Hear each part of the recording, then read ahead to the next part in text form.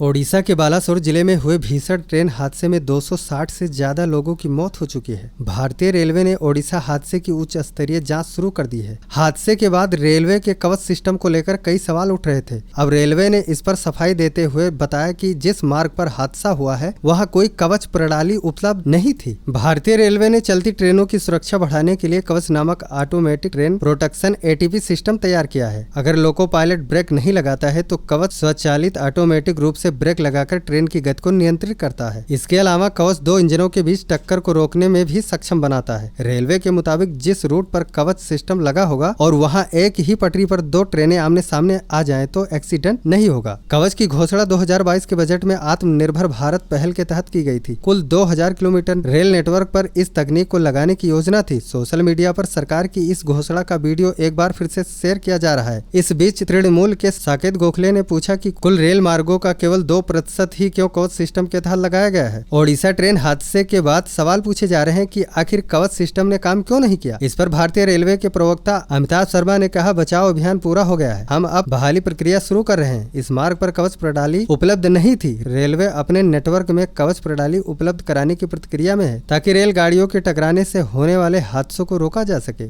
कवच टेक्नोलॉजी को देश के 3 वेंडर्स के साथ मिलकर RDSO research design and standard organisation ने तैयार किया है। रेलवे ने ओडिशा में हुए भीषण ट्रेन हादसे की उच्च स्तरीय जांच शुरू कर दी है, जिसकी अध्यक्षता दक्षिण पूर्वी प्रखंड के रेलवे सुरक्षा आयुक्त करेंगे। अधिकारियों ने शनिवार को यह जानकारी दी। रेलवे सुरक्षा आयुक्त नागर विमानन मंत्रालय के अधीन काम करता है और इस प्रकार के सभी हादसों की जाँच करता है। भारतीय रेलवे के एक प्रवक्ता ने शनिवार को कहा, ऐसी दक्षिण पूर्वी प्रखंड के CRS रेलवे सुरक्षा आयुक्त AM चौधरी हादसे की जाँच करेंगे। ओडिशा में हुए भीषण हादसे की असली वजह सामने आ गई है। शुरुआती जांच रिपोर्ट के मुताबिक मामला पूरी तरह से मानव गलती से जुड़ा हुआ है। इसके मुताबिक सिग्नल देने में हुई चूक के चलते 261 लोगों ने अपनी जान गंवा दी। बता दें कि शुक्रवार को ओडिशा के बालासोर में 3 ट्रेनों की भीषण टक्कर हो गई। हादसे में 261 लोगों की जान चली गई, वहीं बड़ी संख्या में लोग घायल हुए हैं। जानकारी के मुताबिक बहानगा बाजार स्टेशन के पास शाम करीब 7 बजे हुआ यह हादसा भारतीय रेल इतिहास का अब तक का चौथा सबसे भीषण हादसा है। रिपोर्ट के मुताबिक बहानगा बाजार स्टेशन पर सिग्नलिंग को लेकर मानव गलती इस हादसे की असली वजह थी। घटना स्थल का निरीक्षण करने के बाद 4 वरिष्ठ रेलवे अधिकारियों ने हादसे को लेकर रिपोर्ट तैयार की है। इस रिपोर्ट में कहा गया है, गौर से निरीक्षण करने के बाद हम इस निष्कर्ष पर पहुंचे हैं कि 12,841 कोरोमंडल एक्सप्रेस को मेन लाइन पर जाने का सिग्नल था, लेकिन वह मेन लाइन पर जाने के बजाय लूप लाइन पर चली गई। लूप लाइन पर पहले से मालगाड़ी खड़ी होने से हादसा हो गया। फिर ट्रेन पलटी तो दूसरे ट्रैक पर डिब्बे आ गिरे। बाद में इसी ट्रैक पर यशवंतपुर एक्सप्रेस आकर भिड़ गई। 2 पेज की हाथ से लिखी यह रिपोर्ट वरिष्ठ रेल अधिकारियों JN सुविधि, RK बनर्जी, RK पंजीरा और AK मोहंतु ने तैयार की है। यह रिपोर्ट शनिवार को जमा की गई। रेलवे स्टेशनों पर ट्रेनों को पास कराने के लिए लूप लाइन होती है। बहानगा बाजार स्टेशन पर 4 ट्रैक हैं। एक लूप ट्रैक पर मालगाड़ी खड़ी थी। 2 मुख्य लाइनों पर आमने सामने से 2 ट्रेनों को पास करना था। मेन लाइन अब से कोरोमंडल एक्सप्रेस गुजर रही थी। दूसरी तरफ down line Yesvantpur Howrah express जा रही थी। चूँकि दोनों ही ट्रेनों को इस स्टेशन पर रुकना नहीं था, इसलिए दोनों पूरी रफ्तार से गुजर रही थी। बहानगा बाजार स्टेशन से गुजर रही कोरोमंडल एक्सप्रेस अचानक पटरी से उतर गई। पटरी से उतरी कोरोमंडल एक्सप्रेस के कुछ डिब्बे मालगाड़ी से टकरा गए। इसी समय वहां की डाउन लाइन से यशवंतपुर हावड़ा एक्सप्रेस भी गुजर रही थी। ऐसे में इस ट्रेन के पीछे डिब्बे में पटरी से उतरी कोरोमंडल एक्सप्रेस की चपेट में आ गई। एक पूर्व अधिकारी ने बताया कि स्टेशन मैनेजर के ऑफिस में रखे सिग्नल पैनल के मुताबिक गाड़ी को लूप लाइन में खड़ा किया गया था। ऐसे में इस बात की आशंका है मालगाड़ी के पीछे की कुछ बोगियां मेन लाइन पर रह गई हों और करीब 127 किलोमीटर प्रति घंटे की रफ्तार से आ रही कोरोमंडल एक्सप्रेस इसकी चपेट में आ गई हो। बहानगा बाजार स्टेशन से गुजर रही कोरोमंडल एक्सप्रेस अचानक पटरी से उतर गई। पटरी से उतरी कोरोमंडल एक्सप्रेस के कुछ डिब्बे मालगाड़ी से टकरा गए। इसी समय वहां की डाउन लाइन से यशवंतपुर हावड़ा एक्सप्रेस भी गुजर रही थी। ऐसे में इस ट्रेन के पीछे के डिब्बे पटरी से उतरी कोरोमंडल एक्सप्रेस की चपेट में आ गई। एक पूर्व अधिकारी ने बताया कि स्टेशन मैनेजर के ऑफिस में रखे सिग्नल पैनल के मुताबिक मालगाड़ी को लूप लाइन में खड़ा किया गया था। ऐसे में इस बात की आशंका है कि मालगाड़ी के पीछे कुछ बोगियां मेन लाइन पर रह गई हों और करीब 127 किलोमीटर प्रति घंटे की रफ्तार से आ रही कोरोमंडल एक्सप्रेस इसकी चपेट में आ गई हो। ऐसे ही देश दुनिया की खबरें हम आप तक पहुंचाते और पहुंचाते रहेंगे, इसलिए बने रहे हमारे साथ और देखते रहें अब तक हिंदी न्यूज। धन्यवाद।